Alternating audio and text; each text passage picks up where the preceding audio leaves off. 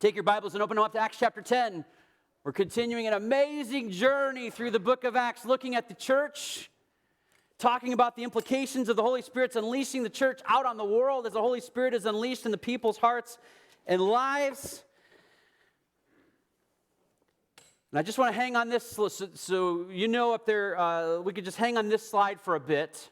This slide up here. I love this globe, because this globe shows us what the gospel was all about eventually, the reaching of the whole world. I want to tell you a story about a guy named John. And John grew up in a Christian home, Christian parents, actually the son of a pastor, this guy named John, and he was a member of his church. And by all human standards, this guy John was, he was good. He was considered religious, in fact. He was very much interested in the things of God. He studied the Bible, went to church, even belonged to a Christian club on his college campus. After graduating college, John also even did some things that a lot of Christians do. They go on missions trips with their church. Anybody here ever been on a missions trip?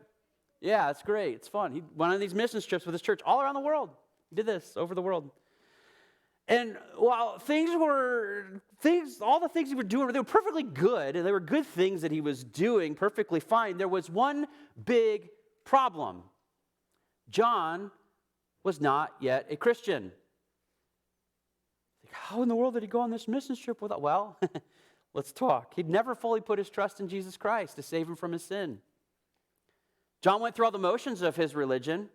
Church attendance, generosity, giving, all of those things. He did all the good things, but never personally trusted and turned to Jesus in faith to save him. And at one point in his life, through a series of events, he became very depressed. He came home from a mission trip, was super depressed. And he was dragged to this, he reluctantly went to this Bible study that was happening in his town. And it was there that something finally clicked in his head and heart. And he would go on later to write in his journal. He wrote this. He said, "In the evening, I went very unwillingly to a Bible study," I'm paraphrasing for clarity, "where someone was reading Martin Luther's preface to the book of Romans. At about 9:15, while he was describing the change which God works in the heart through faith in Christ, I felt my heart strangely warmed.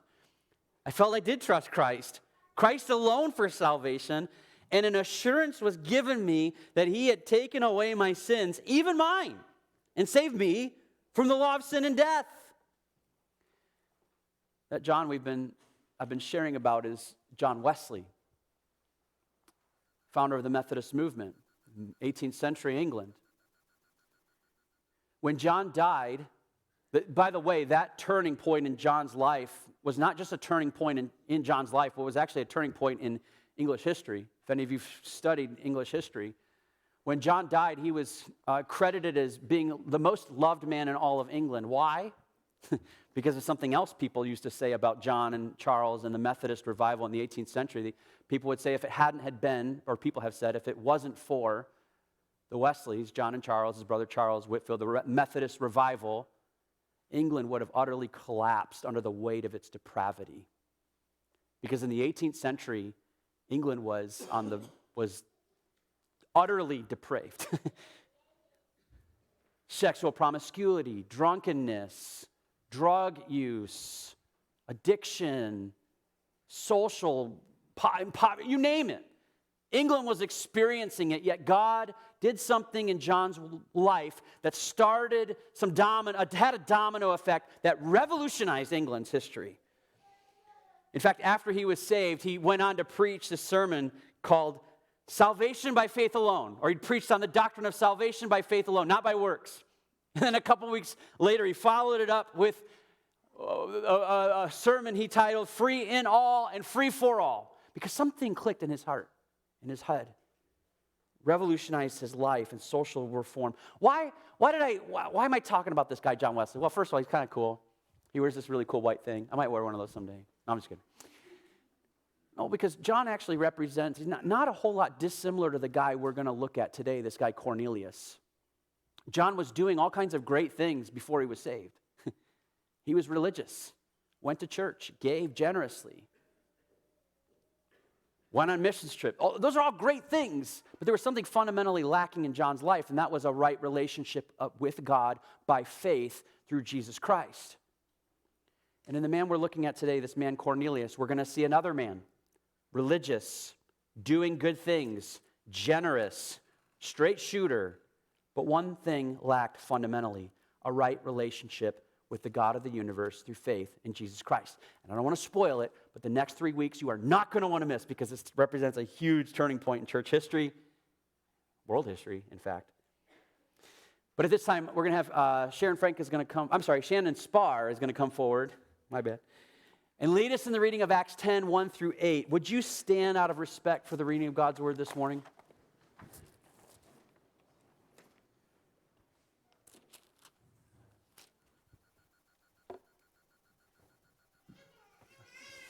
Acts 10, 1 through 8.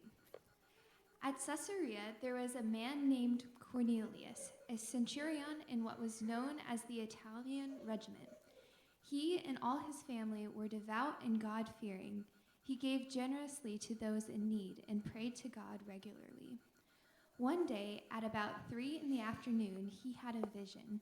He distinctly saw an angel of God who came to him and said, "Cornelius." Cornelius stared at him in fear. "What is it, Lord?" he asked. The angel answered, "Your prayers and gifts to the poor have come up as a memorial offering before God. Now send men to Joppa and bring back a man named Simon, who is called Peter. He is staying with Simon the tanner, whose house is by the sea." When the angel who spoke to him had gone, Cornelius called 2 of his servants and a devout soldier who was one of his attendants.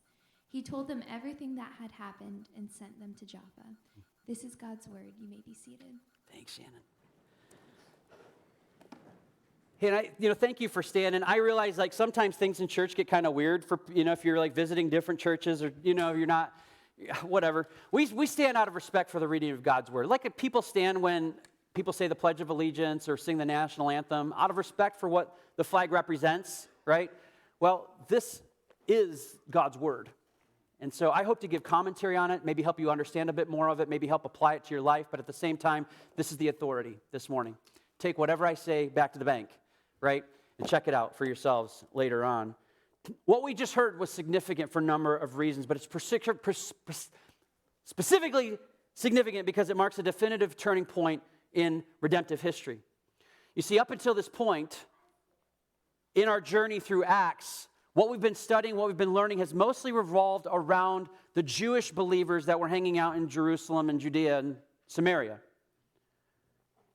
For good reason, because God had a special relationship to the Jews that he was really fulfilling, he had fulfilled in Jesus Christ. But now, here's what we're seeing in Cornelius, and I don't want to spoil too much of it. Again, come the next 3 weeks, because we're going to be talking about this Cornelius guy the next 3 weeks. But now, what God is in the process of launching another phase in the unfolding of redemption history, and that is drawing those who are far from God, who were far from God already, to God, those who weren't Jews at the time. Again, the last 10 chapters, our focus has been mostly on the Jewish church, but God was doing something new in bringing those who weren't Jewish to the faith. So God is in this process we're going to be looking at today. The question I want to ask today, we got a lot of moving parts today, so I'm going to go a little bit quickly. The question I want to ask today is this: what does a random Roman centurion have anything to do with the greater story of the gospel and salvation? The answer? Everything! Cornelius was just the beginning of what was about to unfold in redemptive history. That those who were once excluded would not just be included, but pursued. Again, God had a special relationship with the Jews that he had established thousands of years ago in his covenant with Abraham. And so as a part of that special covenant that God had made with Abraham, he was going to come to the Jews first and offer them first, right? The believers were going to be sent to Judea and Samaria, but then also where? To the ends of the earth.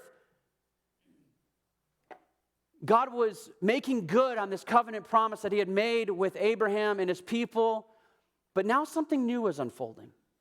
The gospel wasn't just for Jews, it was going to be for Gentiles too. And a Gentile is a word that's used in the Bible to say people who aren't Jewish, right? Cornelius was just the first of what would eventually be unfathomable numbers of new people coming to God, new people coming to God who God would be drawing to faith. Just as we saw God pursuing Saul the other week, in order to bring him into this new redemptive reality, God was now pursuing a Gentile, the first Gentile to come to faith, this man named Cornelius. He was pursuing him, and that's why the word for the day is pursue, pursue. Being pursued is a big deal. Anybody here married?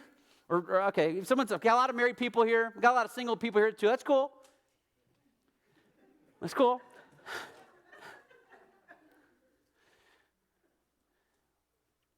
But if you're married or if you are dating, even, we'll just say that, you guys know what it feels like to be pursued?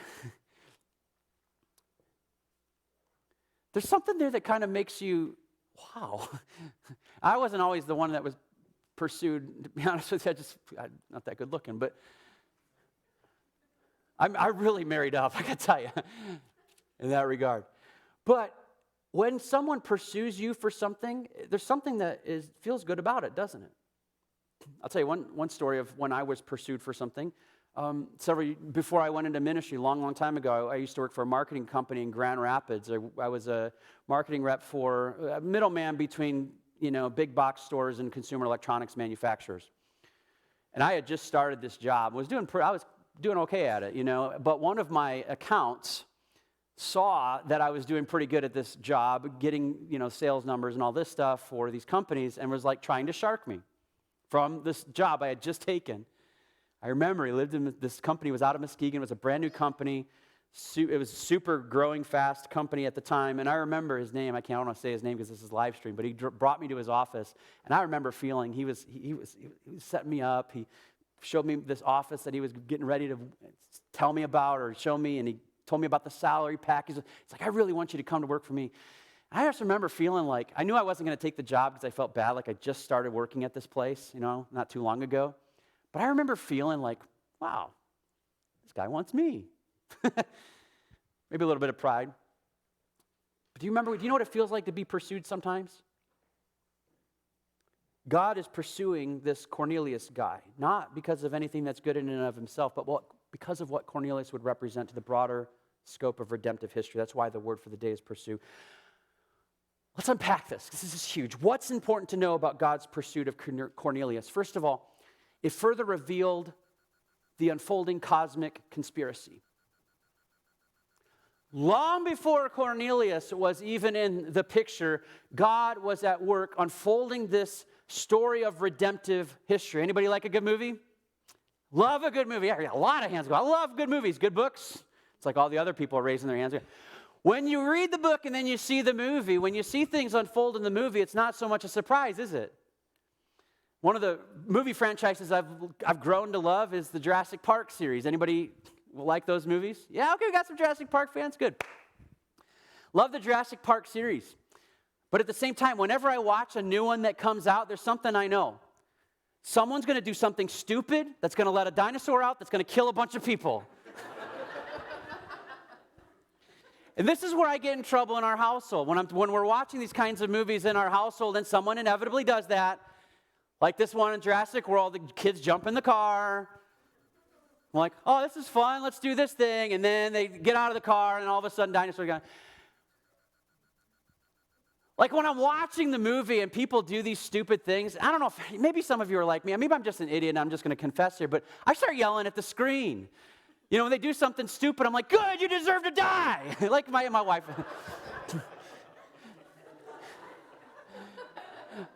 My wife always quits back. She's like, you're just being insensitive. Like, I'm not really. She always gets after me for that. No, but it's frustrating, right? Because why is it frustrating? Because you know what they're going to do is going to lead to some predictable outcomes. Folks, what we're seeing in Cornelius, if you've read the book,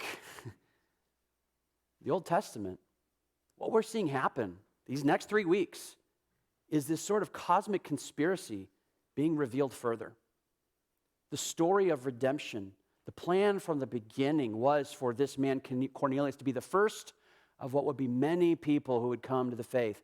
People who weren't God's chosen people originally. Jews were God's chosen people, but because of Jesus, and we see this unfold in the Old Testament, don't we? As early as Genesis 3:15, we see this predicted.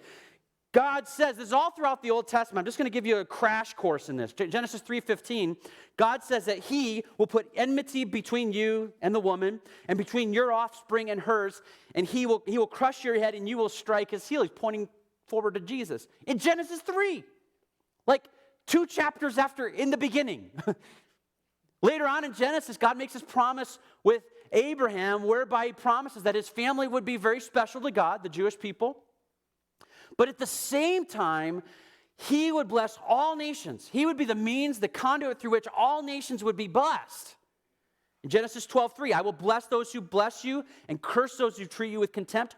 All the families on earth will be blessed through you. There's a cosmic conspiracy happening, unfolding. Isaiah 49 in the prophets, he says, it is too small a thing for you to be my servant to restore the tribes of Jacob. This is Isaiah 49:6. And bring back those of Israel I have kept. I will also make you a light for the Gentiles, that my salvation may reach the ends of the earth.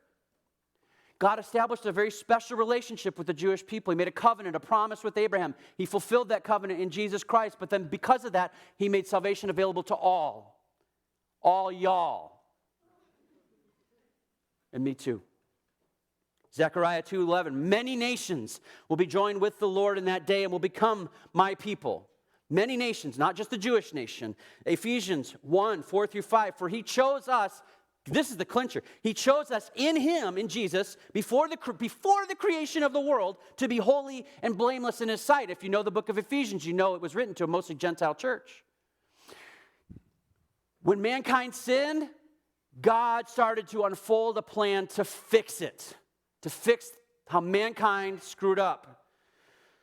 So when we see Cornelius, this angel coming to Cornelius to talk to him, it's God pursuing Cornelius in this greater plan of bringing salvation to the world. Secondly, God's pursuit was evidenced by Cornelius' heart and life.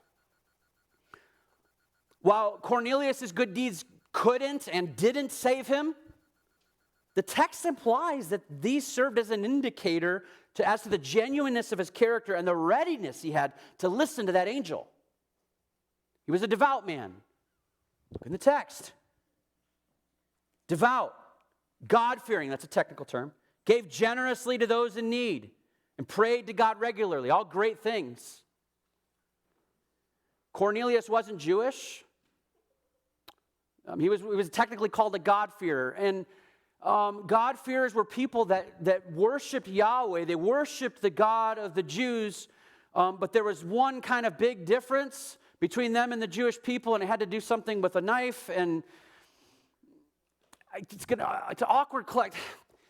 Can you imagine the membership class?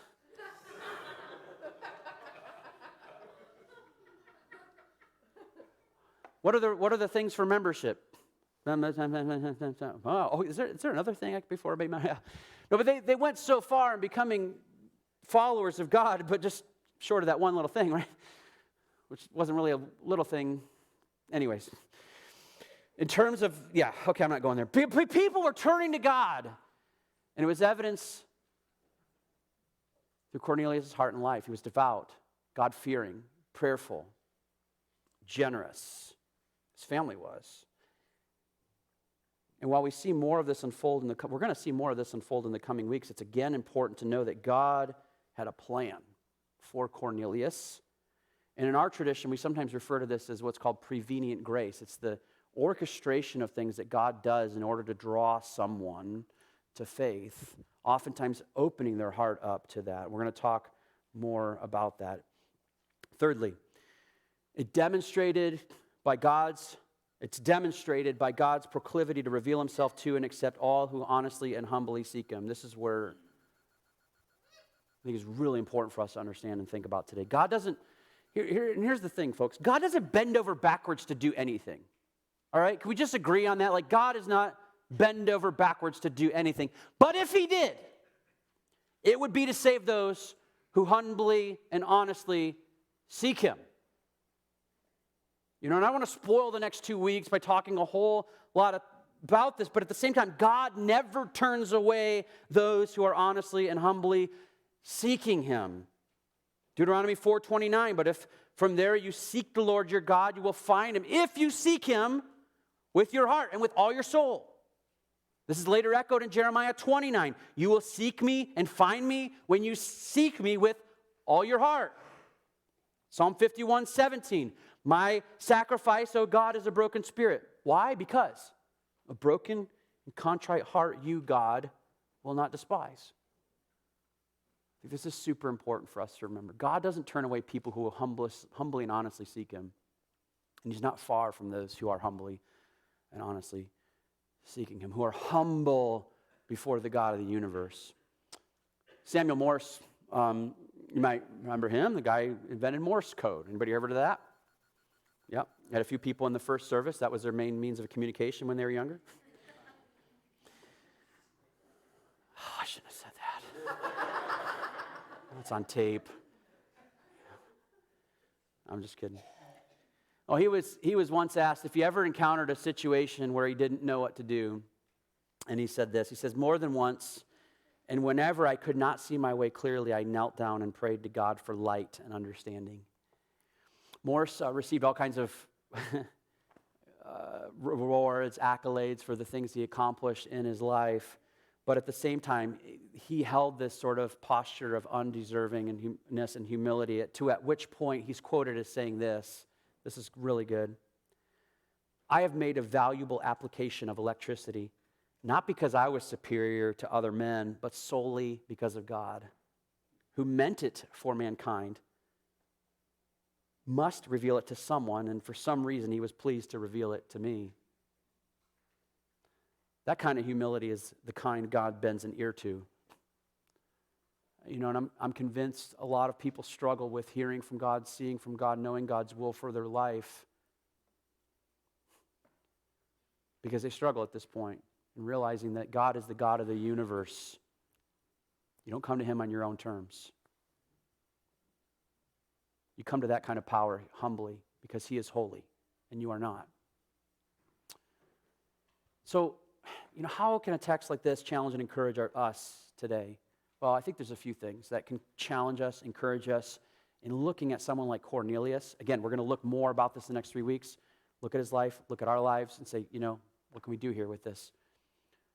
I think the first one is this, is to know that God is not amazed by our salvation, but we should be. No one goes to heaven and God says, whoa, I didn't know you were coming. Wow, this is great. But if you realize how sinful sin is and what it cost to redeem you from it, you should be amazed at your salvation. We all should be. In other words, if you're saved, be amazed because you certainly didn't deserve it. John 6:4. No one comes to me unless the Father who sent me draws them, and I will raise them up the last day. We saw that in Cornelius. God is drawing Cornelius. He's preparing him for what's coming next. In other words, again, if you're a Christian, this is huge. If you're a Christian, it's because God wanted you to be one. God pursued you, the God of the universe. Romans 5:8, God demonstrated his own love for us in this, that while we were still sinners, Christ died for us. While we were still enemies, Christ died for us. In other words, we were God's enemies, and yet he still pursued us. That's huge. And I love this, Romans 11:6, and if by grace, then it cannot be based on works. Again, it's nothing we earn. If it were, grace would no longer be grace. And this is echoed again. The Apostle Paul echoes this again when he writes to the Ephesians in chapter 2 of Ephesians. For it is by grace you have been saved through faith. And it's not of yourselves. It is a gift of God, not by works, so that no one can boast. Folks, grace is free. It's cheap. It's free, in fact. I love how Steve Brown says this sometimes. People cry, cheap grace, cheap grace. Well, guess what, folks? Grace is cheap. Free, in fact, because if it costs you anything, you couldn't afford it. Because it cost the death of God's Son. That's good news. I saw this was shared on social media yesterday. I can't remember. Someone in this room, I swear, I saw it on their feed. I'm like, oh, this is so good. So good. I saw this yesterday. It was on Facebook. And the post that was along with it was talking about this. This is a little plaque that they sell at Hobby Lobby. Man, I love me some Hobby Lobby. I got to confess. I love going there. My wife. It's weird. Preach. Yeah. Amen, brother. But the post said this about this particular piece. I don't know if you can see it, but there's a crack and a piece missing there. And the post read this. Colin saw this in Hobby Lobby while we were looking around. He was interested in it and asked me what I thought. I said, well, it's broken. It had been heavily discounted because it was broken. So I started looking at the one that was as it should be, the whole one. And he said, no, that's the point. We decided to purchase it and got to the checkout only for the lady at the checkout to say, oh man, this is broken. My only response with my throat beginning to tighten was, yeah, so are we. Broken people saved by the grace-filled sacrifice of a perfect Savior. Folks, if you are a believer in Jesus Christ, if you came to him broken and you are believing in him, it's because he wanted you to be, and he will make you whole in Christ Jesus. He will finish that which he started in you. J.I. Packer, in his book, Evangelism and the Sovereignty of God, writes this. He says, the gospel starts by teaching us that we, as creatures, are absolutely dependent on God, and that he, as creator, has an absolute claim on us. Only when we have learned this can we see what sin is, and only when we see what sin is can we understand the good news of salvation from sin. And this salvation is free to anyone who will turn to Jesus, regardless of your past, regardless of your race or ethnicity, socioeconomic status, education level. It's free. And it was going to become freely available to Cornelius. And God is preparing him for that. B, Cornelius' faith is the kind of faith God loves, devoted, generous, prayerful. We saw in the text how these, it kind of in it, like it's not like they say, oh, man, he should stop being generous. He should stop praying. No, these things are held up to us as an example of things like that. These are good things. We need to continue to do them. We should be about these kinds of things as well. In fact, Matthew Henry, commentator from 18th century, I think, isn't it? Somebody can recommend or correct me on that later, but he wrote this about this text. He says, pure and undefiled religion is sometimes found where we least expect it. Wherever the fear of God rules in the heart, it will appear in both works of charity and piety. Neither will excuse from the other. Love that. God is at work in Cornelius' heart and life, and the faith that Cornelius demonstrates is the kind of faith that God wants all of us to have. He wants us to be devoted. He wants us to be generous. He wants us to be prayerful. How you doing? Yeah, if you're like, I'm not so good right now, that's okay. But at the same time, it gives you something and says, you know what, let's reorient things. Let's take a self-assessment of my life. How can I grow in my devotion to God? How can I grow in my generosity towards God and others? How can I grow in my prayer life? It's good. C, God, and lastly, God is never far from those who seek him. Despite Bette Midler's claims to the opposite, that he's watching from a distance, he's not. I just realized that I dated myself. Psalm 145:18, the Lord is near to all who call on him, to all who call on him in truth. He's near to those. Again, Jeremiah 29:13, you will seek me and find me when you seek me with all your heart. My gospel application is this. God made a way to be saved. He made it available to all through Jesus.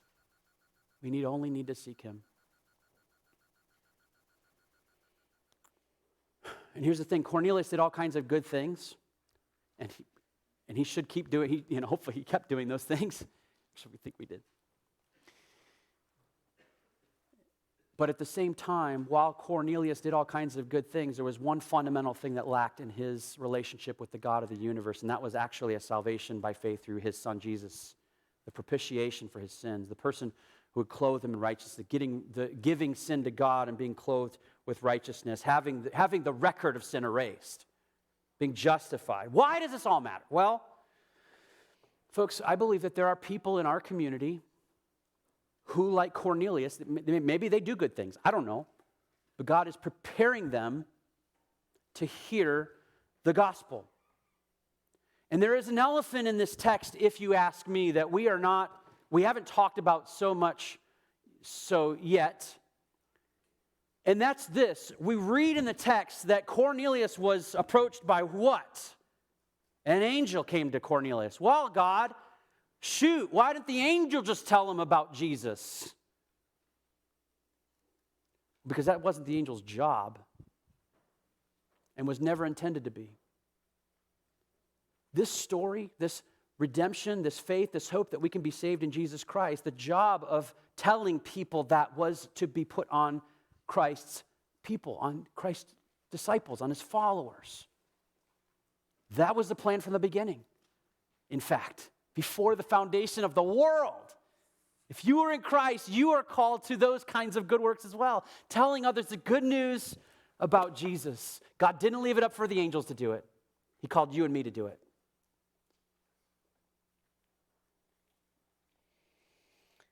We're going to hear more about that in the coming weeks.